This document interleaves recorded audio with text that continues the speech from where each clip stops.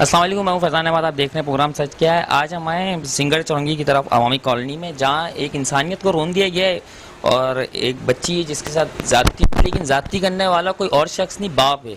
एक तो होता है कि ज़्यादती किसी बाहर के अफराद नहीं करती, लेकिन आज जो ज़्यादती हुई है किसी के बाप ने की है। मोहतरमा हमारे साथ हैं और उनकी साहबजादी भी हमारे साथ हैं। इनसे इन्हीं की ज़बानी इनसे पूछते हैं कि कैसे हुआ और किस तरह हुआ, क्या पेश आया। अस्सलाम वालेकुम। वालेकुम सलाम। तो आप ज़रा तफसील में बताएंगी कि किस तरह ये वाक़या पेश आया ये? जी, रात को बुध वाले जुमेरात की रात थी। इन्होंने रात के 1 बजे तक मेरी बेटी को 3 बजे छोड़ा है और मैं बहुत तड़पी हूँ अपनी बेटी के लिए। दरवाज़ा भी बजाए मगर नहीं खोला और सुबह होते ही मैं घर से अपने बच्चे लेकर बाहर निकल गई और उन्होंने धमकी दी कि तू यहाँ पर आएगी तो मार खाएगी। तो आपने कभी कंप्लेन की पुलिस में? आपने बताया ये इनकी नीयत पहले से ऐसी थी या कोई वक्तन ये नीयत ऐसी हुई है इनकी भी? इनकी नीयत पहले से ही ऐसी है, बहुत बर्दाश्त के रहा, बर्दाश्त से बाहर होते हैं।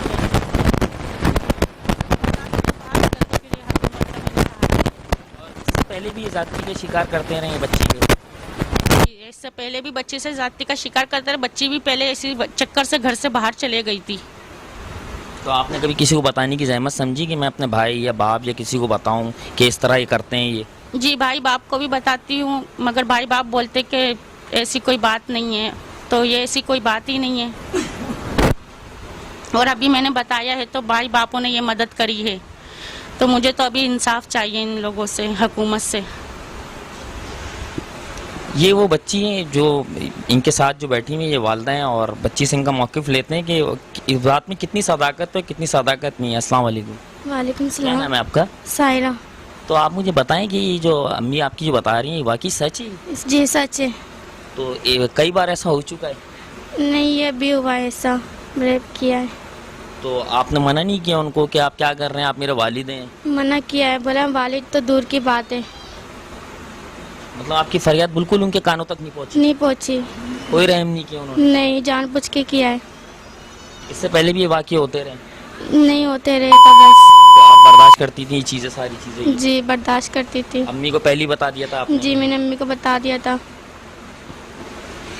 ये इनका मौक़िफ़ है और ये किस किस्म की इंसानियत है, ये तो खैर मेरे पास तो कोई लफ्ज़ नहीं है कि बाप का एक रिश्ता एक बड़ा अहम रोल प्ले करता है। जाहिर सी बात है, माँ के पैरों तले जन्नत होती है, बाप जन्नत का दरवाज़ा होता है। हमने सारी ज़िंदगी यही सुना है, जब छोटे थे जब भी यही सुना और अब भी यही सुना है। लेकिन ये इंसानियत रोन देने वाली बात है। और बाकी हमारे साथ फ़िदा भाई हैं, बहुत इनसे तज़िया लेते हैं, इनसे पूछते हैं कि फ़िदा भाई से कमेंट्स लेते हैं कि इस बारे में क्या है ये। मतलब मेरे पास तो कोई अल्फाज नहीं। अस्सलाम वालेकुम। जी वालेकुम सलाम, बहुत शुक्रिया भाई। ये वाक़या पेश आया यहाँ अवामी कॉलोनी थाने की हदूद है, जो कि ये बेटी है सुतेली और वो सुतेला बाप है। बगैर इनके देखें आप गवाह हैं, बहुत कोशिश की मामले को सुलझाने की, हकीकत को जानने की, मगर ये बिल्कुल ही उसमें बता रहे हैं जी हम जो भी बोल रहे हैं हक और सच पर मबनी है।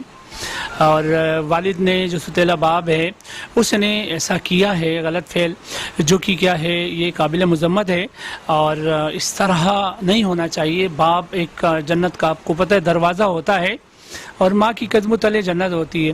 तो ये बाप अगर इस तरह कर रहा है, यकीनन मैं आपके चैनल के तवस्सुस से यही दरख्वास्त करूँगा कानून नाफिज करने वाले इदारों से कि इस तरह के लोगों को सख्त से सख्त सज़ा मिले ताकि ये दरिंदगी ख़त्म हो। देखें हमें खुद अच्छा नहीं लगता है ये तमाम चीज़ों को उजागर करने में, मगर हम दिखा रहे होते हैं, हम इसको टेलीकास्ट कर रहे होते हैं, तो इस वजह से करते हैं ताकि ये माशरे से ये बुराई ख़त्म हो। लोग देखें जो इस किस्म के दरिंदे होते हैं वो दरिंदगी से बाज आ जाए। बस हमारी दरख्वास्त होगी आला हुकाम से और आला अदलिया से, इस किस्म के जो भी वाक़ियात हैं इसकी रोकथाम जब हो सकती है जब इनको कड़ी से कड़ी सज़ा मिले। बस यही दुआ गो हूँ। बाकी बहुत आप गवाह हैं, तकरीबन 1-1.5 घंटा हो गया हमें यहाँ, हमने इसको मुअम्मे को सुलझाने की कोशिश की, मगर ये मुअम्मा बना रहा। और माँ जो है ना, माँ और बेटी बिल्कुल जो है इसको कहती हैं जी ये हुआ है। तो दरख्वास्त होगी कि ये अगर ऐसा है आप और हम निशानदेही कर सकते हैं। बाकी जो इन्वेस्टिगेट करना है वो इदारों का काम होता है। इदारे क्या सच है क्या झूठ हैं वो DNA करके, वो MLO बना के इस चीज़ को वजाहत दे सकते हैं और वाज़े कर सकते हैं। बहुत शुक्रिया। फिदा भाई, जिस तरह हम सुनते थे कसूर, गुजरांवाला, पंजाब, वहाँ दरिंदगी का आम तौर पर हुआ करती थी, आए दिन केस हम देखते थे टीवी पे, तो आपको लगता है कि कराची में भी इन चीज़ों ने अब जन्म ले लिया है? इसके कौन जिम्मेदार हैं ये? सर क्या करें, दिल रोता है, यकीन करें अगर उनको कोई सख्त सज़ा मिलती तो यकीनन ये चीज़ें नहीं होती। अब आप बताइए ना, हम जब तक पहुँचते नहीं हैं तब तक मामलात हल नहीं होते। हमने खुद देखा है कितने मामलात हम उठाते हैं।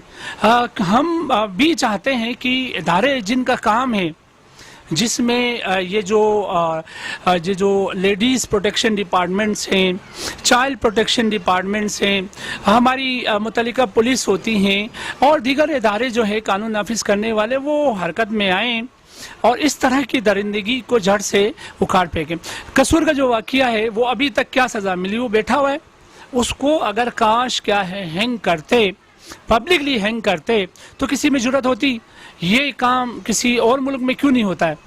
वहाँ आपको पता है कानून काफ़ी सख्त है, कानून नफीस करने वाले इदारे सख्ती से निपटते हैं, तो ये चीज़ें वहाँ पर क्या है इस तरह दिन दहाड़े नहीं होती हैं। यहाँ वजह ही यही है कि यहाँ जो है ना वो एक आज ये जाएगा, देखिएगा चंद दिनों में बाहर नज़र आएगा और क्या किसका कसूर है किसका नहीं है। ये तमाम चीज़ें क्या है हमारी इन्वेस्टिगेशन जो एजेंसीज होती हैं, जिसमें इन्वेस्टिगेशन एक डिपार्टमेंट है, उसको जो है ना अल्लाह को हाजिर और नाजिर रख के तफ्तीश अच्छी हो तो मैं कहता हूँ जो है गुनहगार को सज़ा ज़रूर मिलती है। मगर ये है कि तफ्तीशी जो डिपार्टमेंट है उसको थोड़ी सी फुर्ती दिखाने की ज़रूरत है, उस पे जो है उसको अच्छा काम करने की ज़रूरत है, हक और सच पे मबनी चीज़ों पर उतरने की ज़रूरत है। बहुत शुक्रिया। फिदा भाई, तो आप इस चीज़ पर एग्री करते हैं कि असेंबली में ऐसा ऑर्डिनेंस पास होना चाहिए कि बिल्कुल ऐसे दरिंदों को शूट इन फाइव लोगों के सामने कर दिया जाए? ऐसा बिल होना चाहिए, नहीं होना चाहिए? सर कहाँ की बात कहाँ लाएं। अप्रिशिएट करता हूँ आपके सवाल को। असेंबली में तो जो बैठे हुए हैं वो कौन सा खुदा तरस हैं? क्या वो तो यहाँ तक शराब को, आपने नहीं सुना, शराब को शहद कहते हैं, सही है। असेंबली के जो लॉन्चेस हैं वहाँ क्या कुछ नहीं हो रहा है, वो कहाँ से ये लाएंगे? अगर ये कानून लाते भी हैं तो वो तो खुद इस पे फंसेंगे, तो क्यों चाहेंगे? वो गरीब की बेटी की इज्जत लुट रही है, उनको क्या है?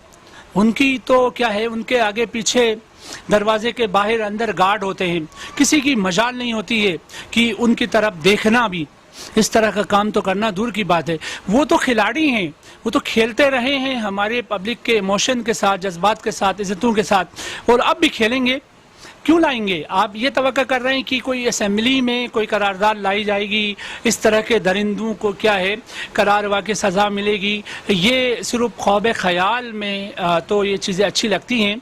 प्रैक्टिकली ये कम से कम मुझ जैसा शख्स जो कि क्या है, आपने देखा इंसानी हकूक़ की बालादस्ती के लिए हम हमेशा अपना फ्यूल लगा के, अपनी एनर्जी ज़या करके, अपना कारोबार छोड़ के पहुंचने की कोशिश करते हैं, उसकी आवाज़ बनते हैं उस मजलूम की। ऐसे में क्या होना चाहिए था? यहाँ का MPA को यहाँ होना चाहिए था, MNA को यहाँ होना चाहिए था, आपके काउंसलर साहब को यहाँ होना चाहिए था, आपके जो ज़िली इंतज़ामिया को यहाँ होना चाहिए था। क्यों नहीं है? क्यों आएंगे? उनको कोई फिक्र नहीं है। आपकी इज्जत लुटती लुटे, गरीब जो है आपका कसूर यही है। मगर इनको काश पता चले, कुरान पाक में है कि it's no disgrace to be poor, यानी कि गरीब होना कोई शर्म की बात नहीं है। ये काश इस चीज़ को समझ ले, कुरान पाक को पढ़ें, इस्लामी तालीमात से ये वाबस्ता हों, तो यकीनन ये चीज़ें बिल्कुल नहीं होंगी। तो फिदा भाई, ये कैसी अदलिया, कैसा इंसाफ? यहाँ तो टाइम टू टाइम बेल मिल जाती है बंदे को, और कंप्लेनर जो बेचारा वो फिर फंस जाता है। तो कैसी अदलिया, कैसा इंसाफ है ये? सर अदलिया का कसूर नहीं कहेंगे, यहाँ इन्वेस्टिगेशन का कसूर है। आपकी इन्वेस्टिगेशन सही हो, इन्वेस्टिगेशन ऑफिसर जो आपका आयो होता है वो हक और सच पे काम करें, और अदलिया क्यों छोड़ेगी? बहुत से लोग अभी भी देखें, उनको लाइफ टाइम जो है वो उनको सज़ा मिली हुई है। बहुत से लोगों को क्या फांसी लगते हुए हमने नहीं देखा। दें फौजी अदालतों को, देखें, कराएं फौजियों से क्या है तहकीकात करवाएं, फिर देखें کیا حق اور سچ کیسا وہ بالکل اس کو عیا کر کے چھوڑ دیتے ہیں. تو یہ انویسٹیگیشن کا قصور ہوتا ہے. ہماری انویسٹیگیشن جو ہے نا وہ صحیح اور حق اور سچ وہاں نہیں لکھتی ہیں, اس کی وضاحت صحیح نہیں دیتی ہیں, جس کی وجہ سے کورٹ نے کیا کرنا ہے, کورٹ تو ایف آئی آر کو دیکھے گی, آیو کی کیا ہے وہ رپورٹ کو دیکھے گی, اور اس کے مطابق اس نے سزا جزا کا فیصلہ سنانا ہوتا ہے. یہ ہمارے ساتھ فدا بھائی موجود تھے, بڑے زبردست انہوں نے تجزیہ دیا, اور ظاہر سی بات ہے کہ انہوں نے روشنی میں اور مبنی ڈالا کہ کس طرح انویسٹیگیٹ ہونی چاہیے اور کس طرح انصاف ان کو ملنا چاہیے. اب باقی اب یہ رپورٹ آئے گی ڈی این اے کی, اب اس میں دیکھتے ہیں کہ کتنی انویسٹیگیٹ میں کتنا شفاف طریقے سے ان کو انصاف ملتا ہے, یا یہ پھر انصاف کے دروازے کھٹکھٹا کے تھک جائیں گی, یا ان کی فائل پھر ایک بار نیچے دب جائیں گی. ہزاروں فائل دبی ہوئی ہیں تو ایک ان کی نیچے آ جائے گی تو کوئی بڑی بات نہیں رہے گی. فیضان احمد کو دیں اجازت, فی امان اللہ.